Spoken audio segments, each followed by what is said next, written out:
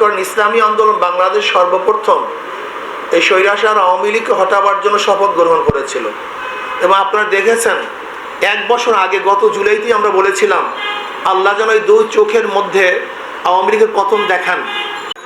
নির্বাচনের আগে আপনারা যে ইসলামিক দলগুলো আছে তারা সবাই মিলে কি একটা জোট করবেন কিনা? তাতে আমরা অনেক আগের থেকেই বলেছি ইসলামী আন্দোলন বাংলাদেশ সমমনা সমস্ত ইসলামী দলগুলিকে নিয়ে তারা জোট ভিত্তিক নির্বাচন করার উদ্যোগ গ্রহণ করেছে।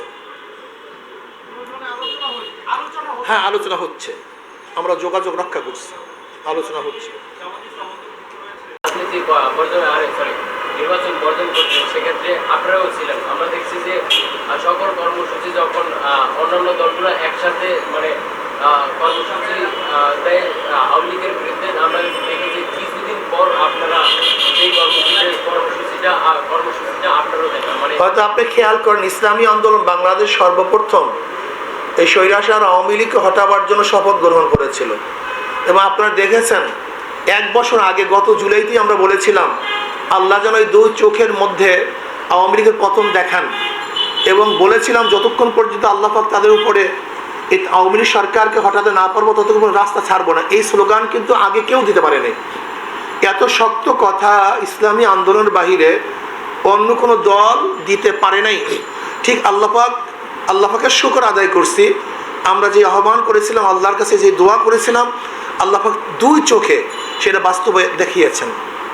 একটা প্রশ্ন হচ্ছে যে বর্তমান যে সরকার আছেন তিনি অসাংবিধানিক এবং অনির্বাচিত, সেই ক্ষেত্রে তিনি একটি লম্বা সময় চাচ্ছেন সংস্কার হওয়ার জন্য, একটা লম্বা সময় দেখেন লম্বা সময় চাচ্ছেন।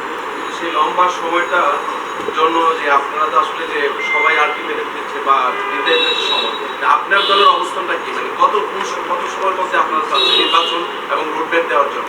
দেখেন একটা কথা হলো আপনি যে কথা বলছেন অবৈধ, আসলে সরকার অসাংবিধানিক। দেখেন গণ অভ্যুত্থানের মধ্যে যারা বিপ্লবের মাধ্যমে পরিবর্তন হওয়ার পরে সেইটাই সংবিধান হয়ে যায়। এরপরে সুপ্রিম কোর্ট তাদেরকে বৈধতা ঘোষণা দিয়েছেন। সুপ্রিম কোর্ট ঘোষণা দেওয়ার পরে আর আমরা এই কথা বলতে পারি না। বাকি হলো এই যে আমরা বলছি পরিবেশ সৃষ্টি হওয়ার সাথে সাথে, আর বলছি দ্রুত পরিবেশ সৃষ্টি করে আমাদেরকে জানানো হবে, একটা রুট ম্যাপ দেওয়া হবে যে এতদিনের মধ্যে আমরা একটা সুন্দর নিরপেক্ষ গ্রহণযোগ্য নির্বাচন উপহার দেব।